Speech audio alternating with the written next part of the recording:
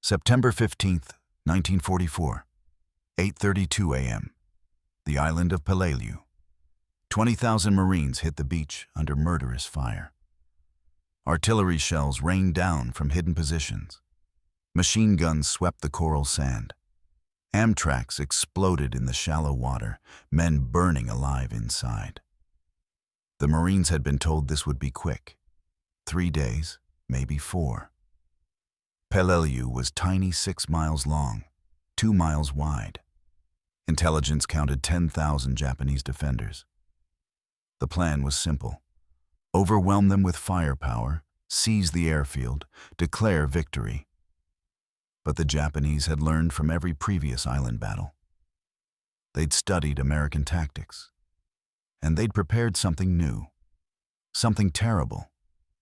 They'd turned Peleliu into a fortress, not on the beaches, those would be sacrificed, but inland, in the coral ridges, in hundreds of interconnected caves blasted into solid limestone, in tunnels that went 5 levels deep with steel doors, ventilation systems, and artillery pieces that could fire and disappear before counter-battery could respond. The Japanese commander, Colonel Kunio Nakagawa, had 10,500 men and one mission: make the Americans pay in blood for every inch. He succeeded. Peleliu didn't take 3 days. It took 73. It didn't cost a few hundred casualties. It cost over 10,000 American casualties, killed, wounded, or driven insane by heat and horror. And by the time it was over, military historians would call it the most controversial battle of the Pacific War. A battle that didn't need to be fought. An island that could have been bypassed. But 20,000 Marines didn't know that when they hit the beach. They only knew they had a job to do, and they'd do it, no matter the cost. This is the story of Peleliu, the battle that was supposed to be easy. The island that became hell on Earth. Peleliu was a speck in the Pacific part of the Palau Island chain, 500 miles east of the Philippines.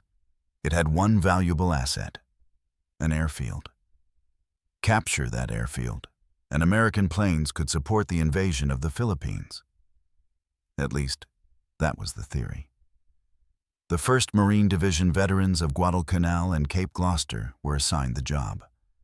They'd fought through jungles and swamps. Peleliu looked easy by comparison. Small, flat. No dense vegetation to hide enemy positions. Pre-invasion intelligence was optimistic. Aerial reconnaissance showed some fortifications, but nothing extraordinary. Naval bombardment would soften up the defenses. 3 days, tops. What the intelligence missed was what lay beneath the surface. Colonel Nakagawa had spent months fortifying Peleliu. His orders from Tokyo were clear: no more banzai charges, no more suicidal beach defenses. Make the Americans fight for every cave, every ridge, every foot of coral rock. His engineers carved hundreds of caves into the limestone ridges, some large enough to hold artillery pieces, others just big enough for riflemen. They connected them with tunnels, installed steel blast doors, built firing positions that were invisible until the guns opened fire. The result was a fortress that couldn't be destroyed by naval bombardment or airstrikes. You couldn't see it. Couldn't bomb it. Could only take it with infantry, cave by cave, at point-blank range. The Marines didn't know any of this when they loaded into their Amtraks on September 15th. They'd been told, land, push inland, secure the airfield. Easy day. The first wave hit the beach at 8:32 a.m. For the first few minutes, it seemed quiet. Too quiet. Then the entire island erupted.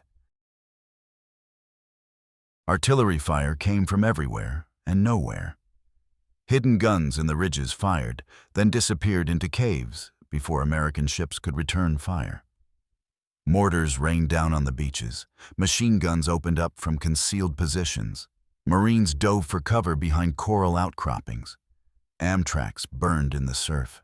The beach became a killing zone. Bodies, equipment, chaos. But the Marines kept moving. That's what they did. They pushed off the beach, across the airfield, into the ridges beyond, taking casualties every step, but advancing. By nightfall on D-Day, the Marines held the airfield. Objective achieved. Victory, right? Wrong. The ridges, a series of coral hills the Marines called Bloody Nose Ridge, the Horseshoe, and Five Sisters, were the real objective. And the Japanese had turned them into a fortress that would take months to crack. The fighting became medieval. Flamethrowers burning defenders out of caves, grenades thrown into tunnels, satchel charges placed against steel doors, and always the heat. Temperatures reached 115 degrees. Men collapsed from heat exhaustion. Water was rationed. Wounded men died waiting for evacuation because stretcher bearers couldn't operate in the heat. The Japanese fought from prepared positions, firing, retreating into tunnels, emerging elsewhere. Impossible to root out. Impossible to flank. You could only assault them directly. And every assault cost lives. Eugene Sledge, a Marine mortarman, later wrote about Peleliu in his memoir, With the Old Breed. He described the smell rotting bodies in the heat, mixed with coral dust and gunpowder. He described the flies, so thick they covered everything. He described men driven mad by the heat, the horror, the endless grinding combat. 3 days became a week. A week became 2 weeks. The 1st Marine Division was being chewed apart. After 30 days, they'd suffered 60% casualties. They were pulled off the line, replaced by the Army's 81st Infantry Division. The battle continued. The Army units that replaced the Marines found the same nightmare. Cave fighting with no front line, no safe rear area, just endless, grinding close-quarters combat in 115-degree heat. They used every weapon they had: flamethrowers, Bangalore torpedoes, napalm, explosives poured into cave openings, tanks firing point-blank into tunnels. Nothing worked quickly. The Japanese held every position until killed. No surrender, no retreat. When one cave was cleared, defenders emerged from another. When a ridge was taken, fire came from a different ridge. Colonel Nakagawa directed the defense from his command bunker deep in the ridges. He rotated troops through different cave systems, conserved ammunition, made every American advance cost blood. By late November, more than 2 months after D-Day, American forces had finally reduced the Japanese positions to a few caves in the northern ridges.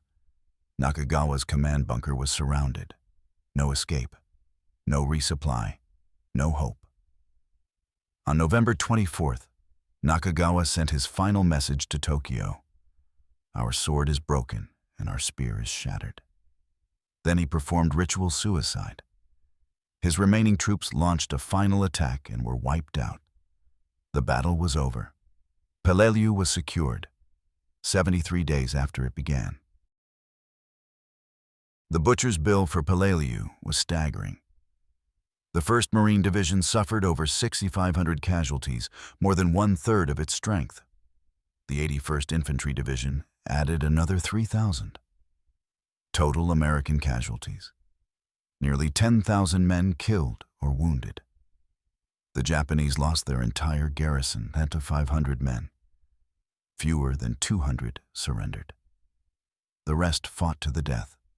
And for what? By the time Peleliu was secured, MacArthur had already invaded the Philippines.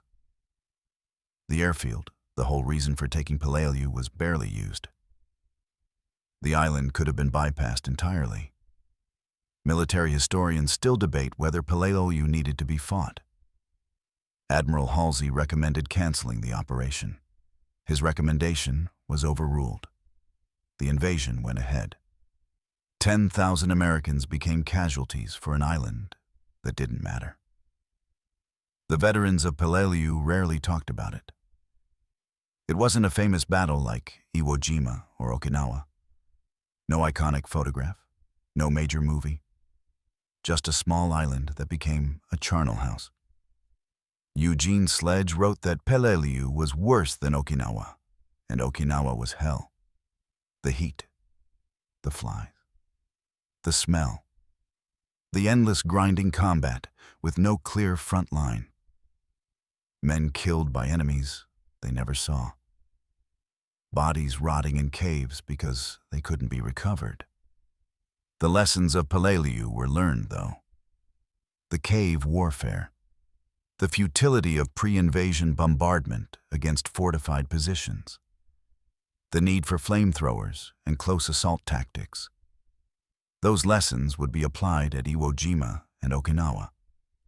But the men who learned them paid in blood on a tiny coral island that most Americans have never heard of. Peleliu was supposed to take 3 days. It took 73. It was supposed to be easy. It became one of the bloodiest battles in Marine Corps history. And when it was over, the men who fought there knew the truth. There are no easy battles. Only battles that cost more than anyone expected. And Peleliu cost everything.